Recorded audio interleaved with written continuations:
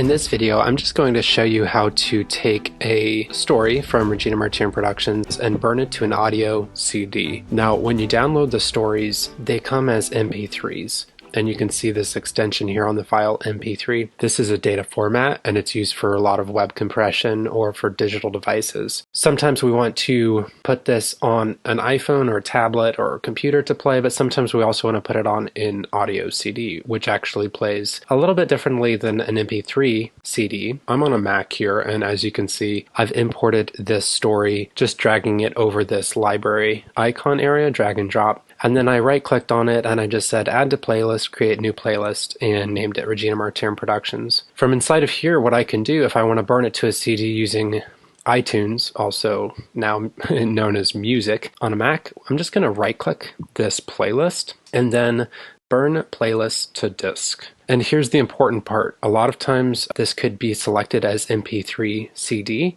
but we want to make sure that it's an audio CD. And the other tip is when we're burning this, we want to use a CD that is a CDR and not CDRW.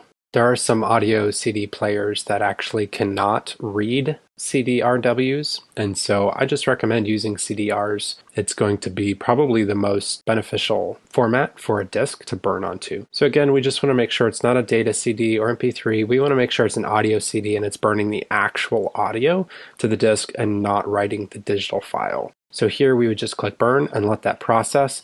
I would recommend that if you are to burn these stories onto a CD, that some of them you can probably fit 2 on a CD, but most of them you're going to have to fit onto 1 CD. And that is how to burn it using a Mac. If we were on a PC, we would use Windows Media Player, and I'm actually just going to borrow this YouTube video that was already made.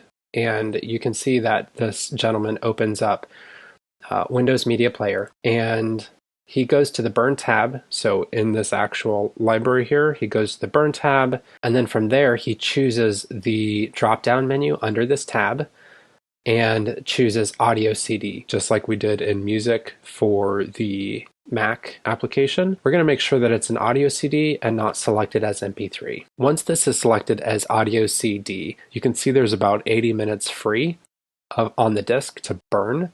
And so if you open up the actual file on your Windows machine and drag these files here into this burn list, or if you already have them imported into Windows Media Player under a playlist or music, you can drag them into this burn list and it will show how many more minutes of audio CD disk that you have left. So for some of these stories, they're going to have about 10 minutes left. It's just going to be empty space. For some of them, if they're the shorter stories, you'll be able to fit 2, maybe even 3 on there. And then once those are all in place, once you're happy with that, then you'll be able to actually press this start burn button, and your computer should start burning that disk, all of those stories on the burn list, onto that CD. And that's how you take MP3 stories from Regina Martin Productions, whether on Windows or a Mac, and actually burn them to CD to listen to them wherever you want.